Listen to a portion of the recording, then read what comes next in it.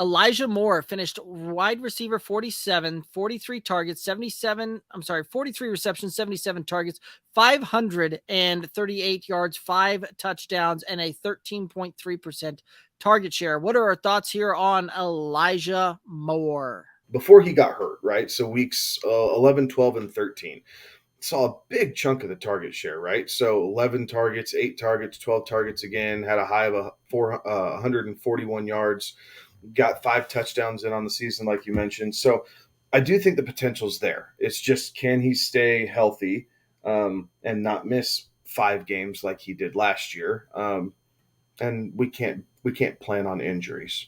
So I like him as a wide receiver 3 on my fantasy team. I don't know that I'm particularly going for him any higher, just because this Jets offense, until they prove me wrong, lacks explosiveness.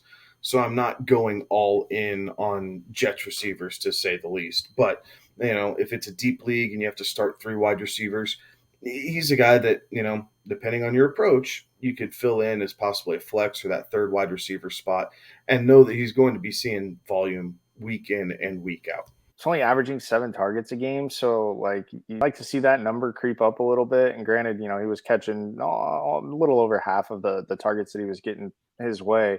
And again, that's a rookie quarterback that's learning the NFL and having to deal with that. But you'd think that there would be a little bit more cohesion between the rookies, that they would, they'd have the most time working together of anybody on the offense because of rookie minicamp and OTAs and presumably the work that they do in the off season together and all that. So it's a little disappointing. Not the fact that he couldn't stay healthy was a big part of that. So if the targets go up, which I anticipate they will, because I think that the Jets will be a little bit more consistent on offense when it comes to that. The touchdown numbers are okay for what he had. He had 5 touchdowns in those 11 games. It's not a bad clip to be operating at. So if he can continue on that pace, then he's in good shape. But he's a wide receiver 3. He's nothing more than that. He's in deep leagues. He's a guy that you put on your bench, and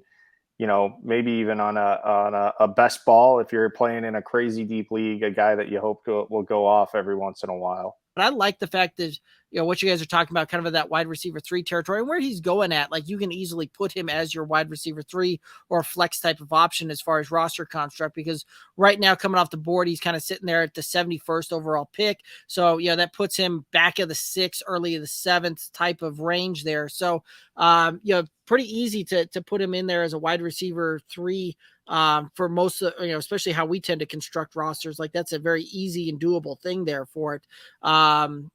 One of the things that does worry me there a little bit is the fact that you have a very nebulous type of situation with this receiving core.